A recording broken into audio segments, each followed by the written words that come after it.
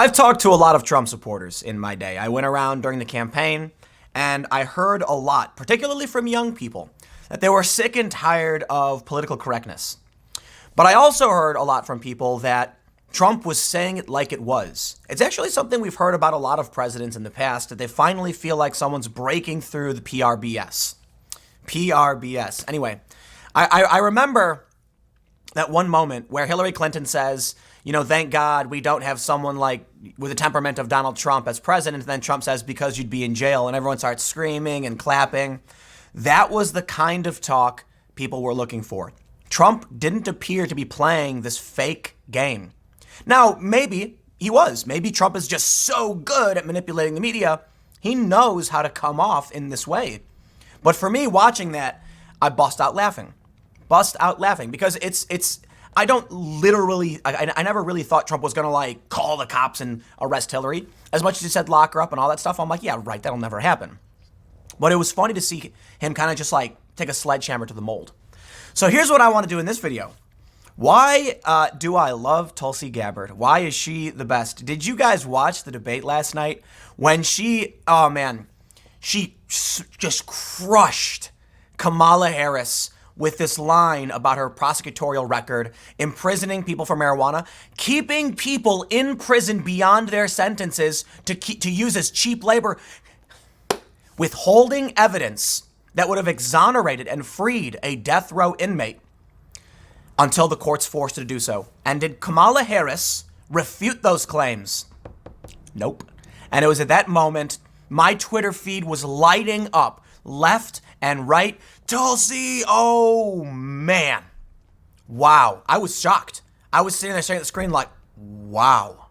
I can't believe she actually did that to Kamala. Kamala Harris, the way I see her, DNC crony, constantly trying to throw it at Biden. It was as plastic as they come. Dare I say it, more plastic than Beto O'Rourke. And so, you know, this is why I hate the Democrats. I've never been a fan of the Republicans, but, you know, it's like they were never in my world. But I view them much the same way, right? They're all the stodgy politician types. It's more about just politicians and politicking. It's just nonsense. But Tulsi Gabbard and Andrew Yang, wow, amazing night for the two of them. Even I think O.J. Simpson was praising them. Yang really did shine. I was so impressed. He was able to articulate why he thinks the UBI plan can fit all these different circumstances, but he actually addressed healthcare the right way, how it will impact businesses and the benefit to small business, and that was brilliant. Because we need to have conversations that aren't playing to tribes. We need to actually, you know, one of the things they keep doing is, that's a Republican talking point. Yeah, well, how are you going to answer it when the Republicans debating you on stage? So anyway, we'll get to all that stuff. I got a lot I want to go through because, look, I'm stoked. Tulsi, she had a few really shining moments. I'm going to throw some criticism at her when she said Trump is supporting Al-Qaeda. No way. You're going to have to clarify and correct that. I don't give freebies to anybody. So as much as I do really, really love Tulsi Gabbard, what she stands for, her principle, that's a strike right there for me. Like you got to explain what that means. Okay. ISIS is being decimated. Trump backed off from going after Iran. Good, not perfect, could be better, but I'm glad. I'm glad, and I think Tulsi should be too. And even with North Korea going into the DMZ, these are good de-escalation steps. So if she was going to say that Trump was supporting Al Qaeda, you got to clarify that because that is not winning me over, and I'm going to criticize that straight up.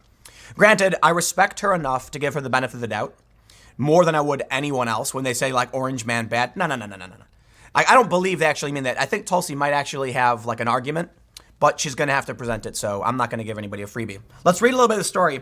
And I want to go through some other issues too, because look, even though Tulsi just, man, laying it down on Kamala Harris was one of, I mean this sincerely, it was one of the greatest things I've ever witnessed in my life.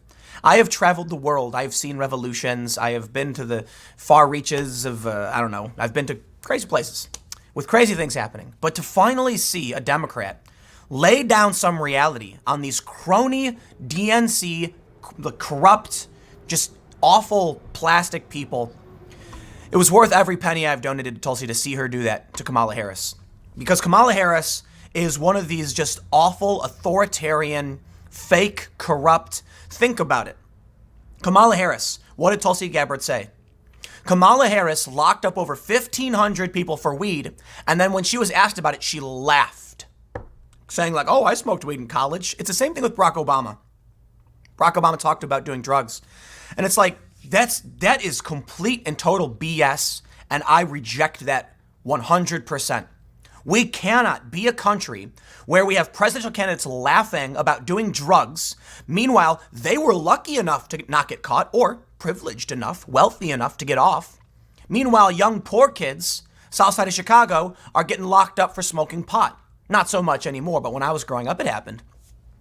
You can't have this double standard where they flaunt their power from their ivory towers about how they get to break the law, and it's no big deal.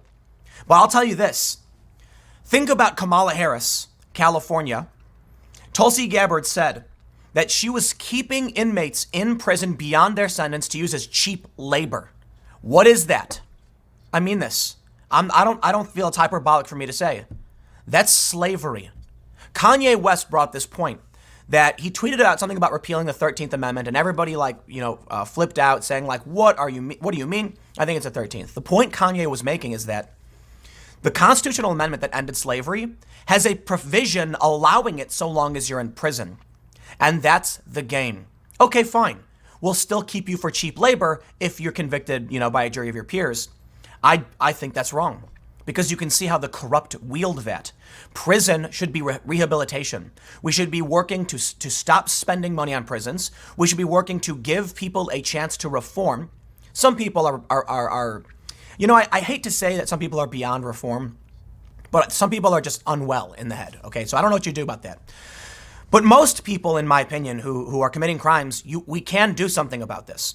And I've read studies about people in, I think it's like Scandinavia, where they have like an island where you have to survive on your own. They'll like give you resources and stuff, but you've got to start your own fires, you've got to take care of yourself. And this helps people get back into a personal responsibility mindset. The point being, we need reform. We need to fix our prison system. Kamala Harris is the kind of person that will imprison someone to force them to work. Isn't that kind of creepy? But here's the bigger story. Excuse me. Tulsi Gabbard crushes Kamala Harris. And we have all of these really hilarious tweets I want to get into. First of all, look at this. Before the debate, these are the top searches. Kamala Harris, Joe Biden, Cory Booker. After the debate, Tulsi. You know that Jeb meme where it's like Jeb and the whole country is yellow? I just imagine Tulsi like eyes glowing, whole country, Tulsi Gabbard. You know why? Because people finally saw something real up on that stage. Cory Booker, I'll say this because people might don't like it, but he's really close to being likable in private. If you've ever seen Cory talking in private, he sounds like reasonable and calm. But then whenever he goes up on in the public stage, he sounds like he's made of plastic. And you look at all the rest of them. Kirsten Gillibrand's made of plastic. I don't know that one guy's, Bennett was his name. That guy sounded like Mr. Mackey, and I felt kind of bad because he's not like a bad guy, but I just don't see him being up there. Joe Biden rambles, ramble, and Kamala Harris would just keep trying to go, Joe, you did this. Joe, it's like, dude, we get it. You don't like Joe Biden. No, she was trying to bait him to steal his thunder. But Tulsi and Yang, they brought something real, here's the problem with Yang, okay? Let me just say this before we move on. The problem with Yang is that he's talking smart, man. And you can see it, you can hear it. Now, whether or not his UBI is the true solution, the point is, I actually disagree. It's hard to say where I am. I'm on the fence with his plan for a dividend, taking tax, a VAT tax from big companies, because I think there's massive cultural, it's a massive and dramatic cultural shift that we can't necessarily predict. But I support Yang because he's talking smart. He's talking about these issues. He's not playing silly political games. He's saying straight up, listen, this is a problem we're facing. When you look at a factory in Michigan, it's full of robots. And it's kind of funny because he's the guy warning of the future, but somebody has to. I don't think Yang will win. I don't think Tulsi will win. But it's about the debate. It's about having them on stage telling the country, at least pay attention to this. Now, I'll be honest. I think Kamala Harris will be the nominee. I do. I do not like that woman, and I will not vote for her. But we'll see. We'll see. It's still pretty early, but she definitely seems like the DNC favorite. So anyway, here's the thing. Tulsi Gabbard dominated Google search. But you know what was weird? She wasn't Twitter trending. She wasn't trending on Twitter. That sickens me. I'm absolutely shocked and disgusted by that. And I'll tell you this, I truly believe that Twitter took her name down for one simple reason. Well, for two. Well, let me just stress. At the time when she was crushing Kamala Harris, she was trending. All of a sudden, she wasn't. Everyone else was. Even, Jay Inslee or whatever his name is, and Bennett. All of the candidates were the top trends. Except for Tulsi, who just had this massive PR moment, who is the top Google searched name. Where was Tulsi Gabbard? You want to know what was trending, though? Assad. The only reason anybody was talking about Assad is because they're trying to smear Tulsi, which means almost every tweet I looked up said Tulsi, Tulsi, Tulsi, Assad. How can you not have Tulsi trend, but Assad can trend? Because the game was rigged from the start. We got Mr. Jack Posobiec with the evidence here. Check this out. He says Tulsi was the most searched candidate across America tonight, but somehow isn't trending on Twitter. And there it is, number one, Biden, Dem debate. Yang, Democratic debate, de Blasio, Bennett, Inslee. How is Inslee or Bennett trending up and Tulsi Gabbard isn't? And then Jack said, 40 minutes after my tweet, Tulsi is suddenly the number 2 trend. Number 2 after Biden. Because let's be honest, if the DNC played by the rules and was fair, and Tulsi was given a fair shot, she'd be number 1. It would be her and Yang. And you want to know, I can actually show you this is the case. Dan Diamond of Politico says, how many new Twitter followers each candidate's campaign account gained? Yang, 10,486. Gabbard, 8,616. Get this. The next biggest was Booker with 2,939. Look at the gap between the real human beings on that stage with real principles and real ideas versus the crony DNC establishment. I'll tell you this, man. This is why Donald Trump won. He shattered the mold. He was outside of the establishment. He spoke to the people. He spoke in a way that says, I'm not playing their game, and it worked. I can respect that. Never been a big fan of the guy, but I can respect and understand why what he's doing is working, and I understand why people like that, because I agree.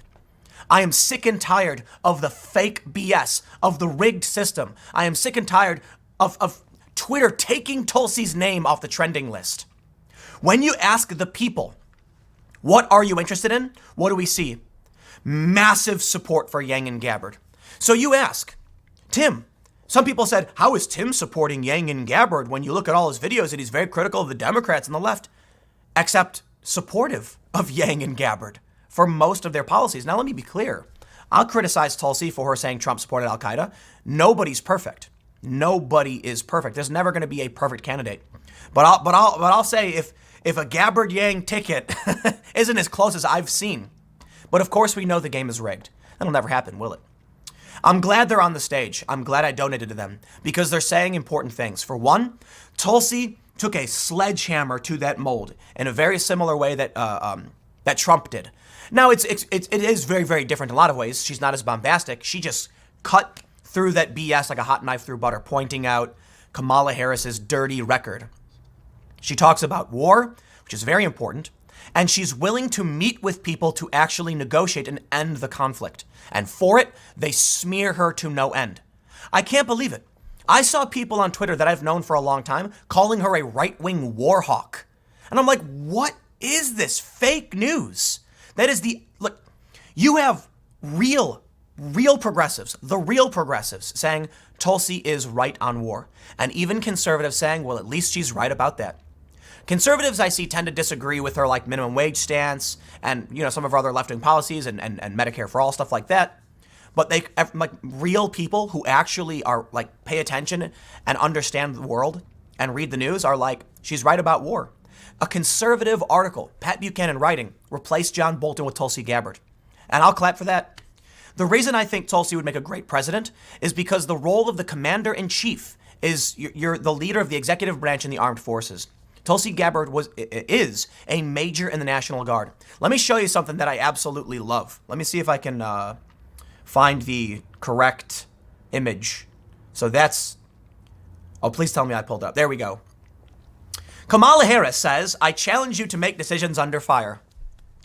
And here's another thing that I love. I love about Tulsi. Look, she's on the left on a lot of her policies. And I agree with a lot of them. I do. I've gone... Look, I don't donate willy-nilly. I've gone through her website as well as Yang, and I'm like, this is good. I like what they're doing. Let's get them on the debate stage.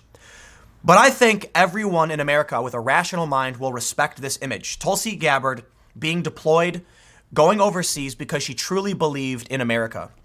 She has real experience. She has strength, charisma, combat experience as a medic. You want to talk about decisions under fire, Kamala Harris? You're locking people up for smoking pot while Tulsi Gabbard was saving lives in a war zone.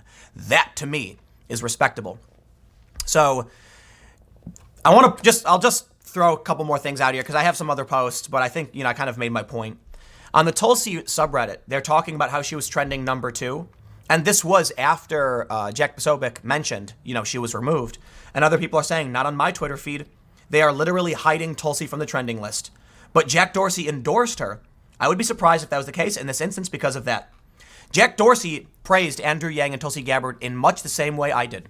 They've got good ideas. They're talking about things that need to be talked about. They're not pushing these crony establishment talking points. Get them on the stage. I agree. I'll end with one more thing. I love the Republican talking point defense. And by love, I'm obviously being sarcastic. It is the most ridiculous thing. And you know what they say when they're like, stop with the Republican talking points? Oh, please. And you know what? I'll give Marianne Williamson credit because when this was brought up in the debate the other day, she said, you've got to answer that question to Republicans. I don't care if it's a talking point. She's right. How could, Ben Shapiro tweeted, Republican talking point really means legitimate question the Democrats have no answer for. Can't disagree. Because Kamala Harris responded to some, I'm pretty sure someone said something and she goes, that's a Republican talking point. It's like, oh, please, dude. I don't care whose talking point it is. Answer the question. Because if you can't answer the question to your own Democrat, you think Trump's going to let you walk past this one? Nice try. So anyway, let me end by saying this. I don't agree with everything Tulsi does or believes in. But to me, she put her money where her mouth is. She served this country, 22 years, 16 in the armed forces, overseas, actually in conflict, understanding the true cost of war. She's principled. She stepped down from the DNC when they screwed over Bernie. Now, Bernie's an establishment candidate. I've lost faith in him. But Tulsi stood on principle in that regard. She's fighting back against big tech. She's being censored by big tech. She's repeatedly defended free speech online. She's called for everybody to unite to combat the threat that is big tech. She's gone on Tucker Carlson's show. She's gone on the Joe Rogan podcast. Dare I say it, her and Yang might be the only human beings, the only real human beings running for the Democrats. And I'm honored, and it is an honor and as a privilege as somebody who thinks these, Tulsi and Yang are the best candidates. It is an honor and a privilege to me that they're conservatives who will say with principle, I disagree with their policies, but you're right, they are good people, and I can respect and understand why you've chosen them. And here's the last thing I want to say when it comes to like Yang and Gabbard. I was thinking about this the other night, and I was just thinking, imagine if we had a president who had respectful disagreement, respectful opposition from either liberals or Democrats. I don't care if it's the president, Republican or Democrat. Imagine if we elected a Republican, and the response from the left was something like, they're a man or woman. They're a good person, but I really disagree with their policy, but I'm willing to respect them and hope they can lead this country. Imagine if that was the response. Imagine if we got a president that was a Democrat, and the response was from conservatives was very much, I really disagree with a lot of their policies. I'm going to reject them and vote against them, but I can absolutely respect that they're being honest and truly passionate, that they're doing the right thing. Imagine if that was the response. And I look at how conservatives and moderates react to Yang and Gabbard, and I'm like, that's why I truly think they would be a fantastic president. But let me make one thing clear. At least as of today, what I've seen, I have seen the conservatives willing to extend the olive branch and express that respect. What do I see on the left? And again, people are going to be like, oh, Tim pointed at the left again. I'm being honest. I saw people I've known for years smearing Tulsi Gabbard. For what? She called out the cronies. She's standing on principle. I don't get it. How is it the conservatives are going to be like, I would never vote for her. Trump is the president. Yet still say, I can understand why people would, and defend her, approach her positions honestly. It's not the Trump supporters calling her an Assad apologist. It's not. It's the left smearing her.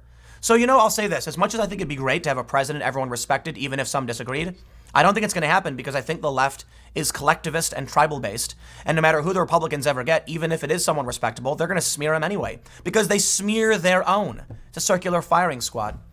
And that's the truth. The left is in a difficult spot.